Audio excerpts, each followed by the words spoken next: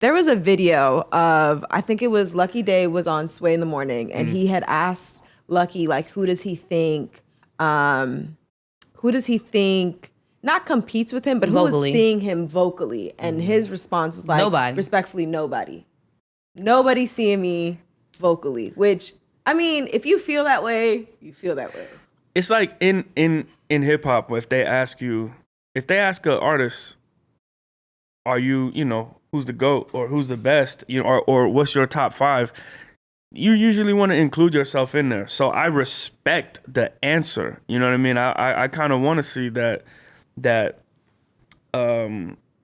confidence in an artist. So who's one of, you know, arguably one of the, he's on the upper tier in R&B right now. Yeah. Right? Mm-hmm.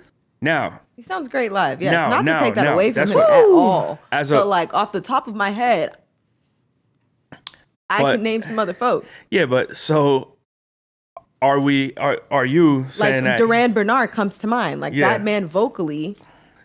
I mean, there's a lot of people vocally that I would say would crush Lucky Daye, but I'm not necessarily mad at him for saying that. I respect what he is saying as an artist and that he believes in himself that much. Mm-hmm. I will definitely second what JABARI's saying. And you just have to have like a nearly delusional level of confidence. Yeah. You know, that's kind of what people want. Yeah. I mean, that's what you like. You have to like get people to buy into your world. Now, sometimes like with myself, like I have a problem being delusional sometimes because I know, girl, be Delulu. I gotta be a as little Lulu as you need to call be. me Little Lulu. Yeah, because I'm about to get Lulu. Her. But yeah, I mean, hearing an R&B singer say something like that, or hear a male artist say like, "Ain't nobody better than me," is like, I'm not like, I wasn't rubbed the wrong way about it. You know what I'm saying? I know Lucky Daye knows of plenty other male vocalists who can sing the house down. Like, would I say that person could beat me? Like, no, I don't want to say that. Valid. You know what I'm saying? Valid. But yeah, it makes sense. Yeah. Valid. I don't. There are a lot of fabulous male singers. Yeah. And to be honest, like, you remember, like, I don't play video games like I used to, but like, in 2K Street or whatever, and you could just see everybody's stats, like, you know, they good at free throws and they not really good with this and da-da-da-da. Like, everybody has different averages. So for real, it's probably like a 50-way tie, you know, and everybody might lose. You know what I'm saying? Because everybody's got different strengths and weaknesses.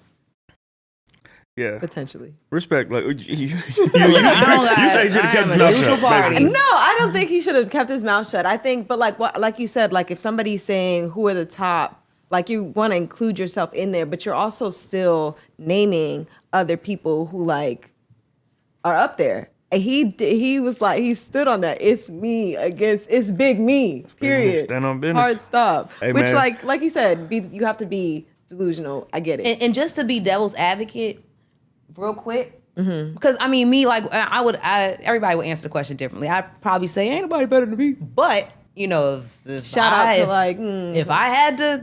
happened, I would definitely say X, Y, and Z. Because there's so many people. We all got different instruments. Right.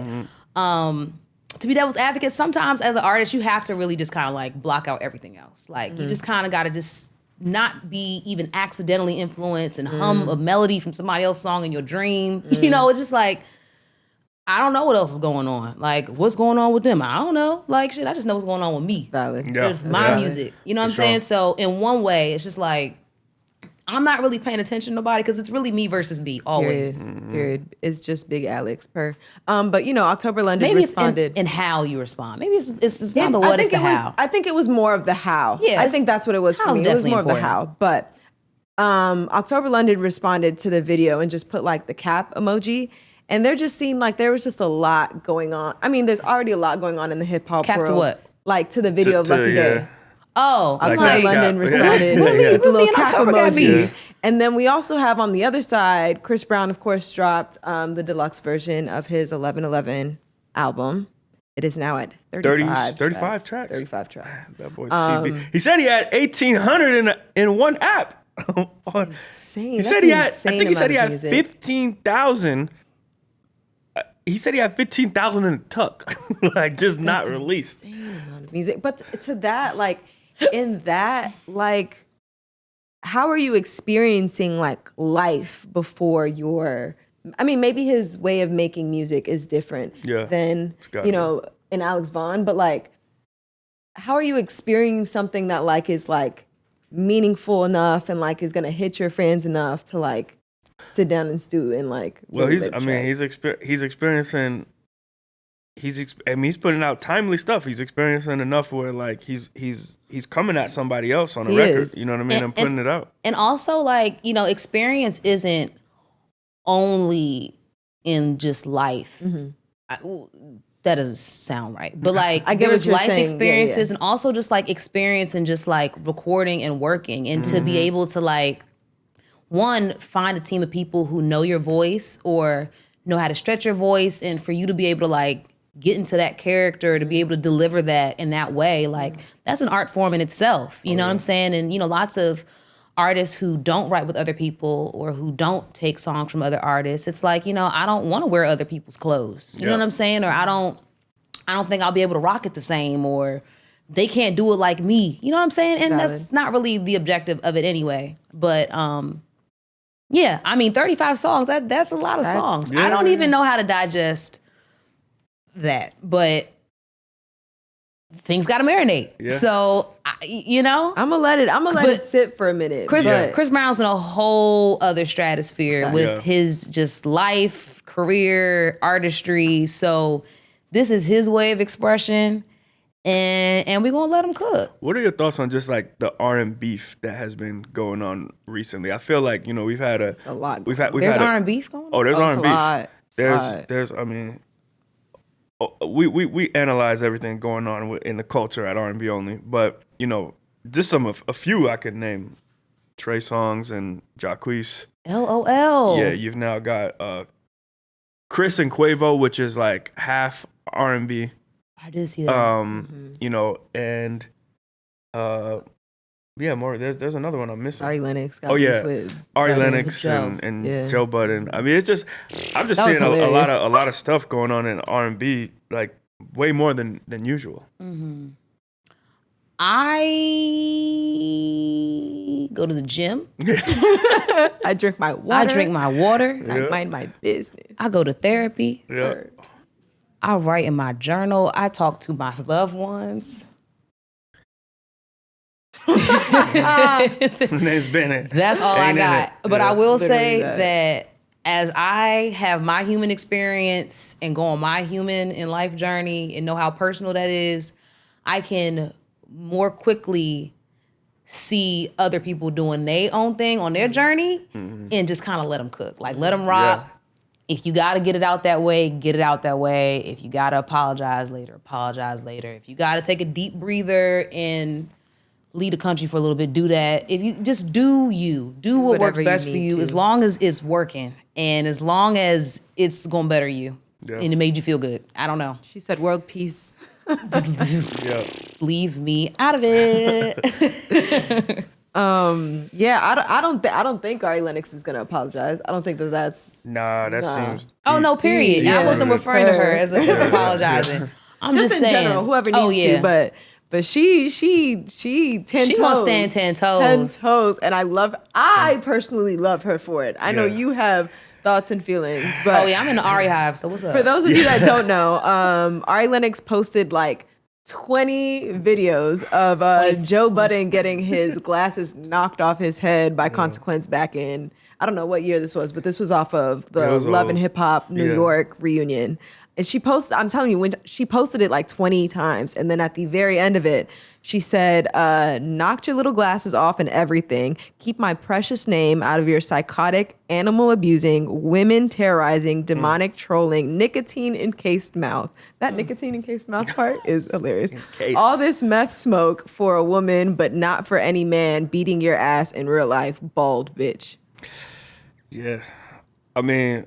Straight like that. Yeah, I mean, you showed it to me in the office the other day, and I just was like, man, that's a lot of Instagram stories. I mean, that's an Aries. I just love also like a DMV queen and a DMV queen. Yeah, and period. Shout out to DMV.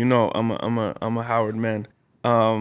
So I just love Ari's music. You know what I mean? And I just like, I get it. She has, you know, I was at the show, the Rod Wave show, where you know she got the bottle thrown at her, and it was just a terrible sight to see.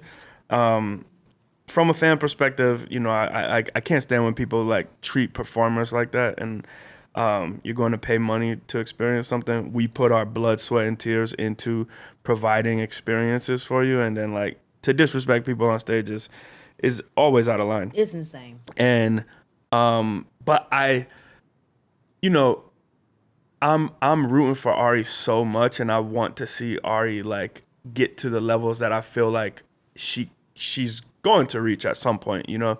And I just feel like sometimes there's these roadblocks and setbacks, you know what I mean, that like I just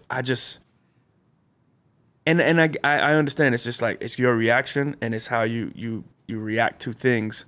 But yeah, I don't know. I just like I wonder if and this is not just with Ari in general. I wonder if it's hard to tell what might stifle your growth as an artist. You know what I mean? And I wonder, like, I'm curious as to like if these things impact other things, or do they not? You know? Now, granted, I'm totally still finding my footing here, but I'm gonna just go ahead and say no. I don't think it stifles anything. Yeah. I think like Why is that?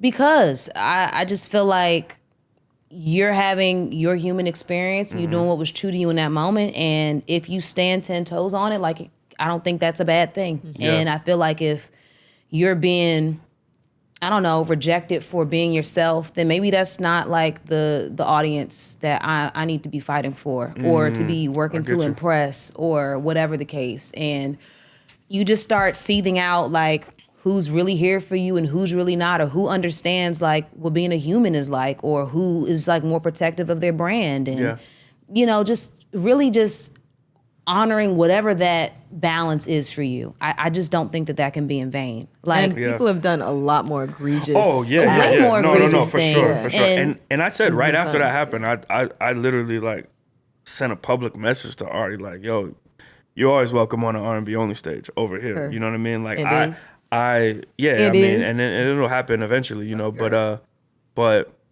yeah, it's to your point. I think that like it didn't stifle any growth like with us or with our audience or with the, you know what I mean. So I mean, maybe it's just like honestly, I think it's like I think people aren't, and I may be like guilty of this. It's like I just think people aren't used to. And I think this is where her problems lie with Joe. And I think it's like a very valid conversation that needs to be had. I think overall, people are not used to black women overall, but especially black women, like just speaking their mind, you know what I mean? And like being combative.